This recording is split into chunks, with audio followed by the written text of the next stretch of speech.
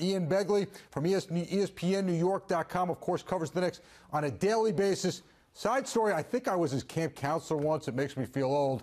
Ian, what do you make of what's going on today?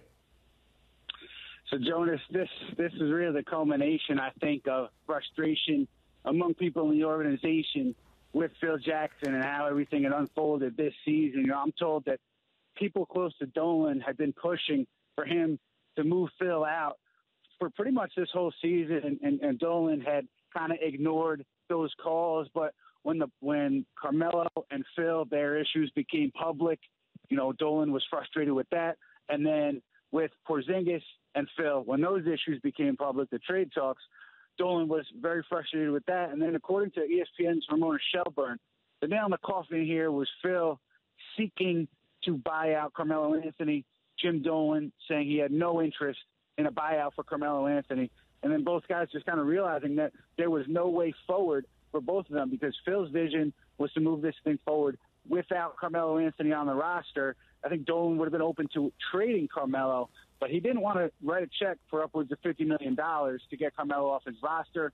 That was an impasse, and that's why we are where we are this morning. So, Ian, does this mean this is Carmelo's team once again? After all this talk of trading, he's here and that's that? Well, let's see, because Steve Mills is running things right now, but I would assume that Jim Dolan is going to talk to several executives about coming in, taking Phil's position. I don't know what will end up happening. I think if Steve remains the decision maker, the chief decision maker for the Knicks, I would expect Carmelo to be here because they're no longer running the triangle, so the triangle isn't the big holdup, hang up with Carmelo. And Carmelo and Steve Mills, you know, I've had a pretty good relationship over Carmelo's years in New York. So I would assume if Steve is here that Carmelo would be here. But the wild card is if Jim Dolan brings in someone else, you don't know how that next executive feels about Carmelo. You don't know what that next executive's vision is going forward. Right, like Usai Majiri, we just talked about, actually traded Carmelo to the Knicks a while ago. Let's talk about the timing of this. You know, and Frank Isola made the point the timing's never good. But still, you just drafted a guy who you thought fit the triangle offense, which you'll now likely not use any longer. Free agency's in a couple of days. I mean, could the timing be worse here?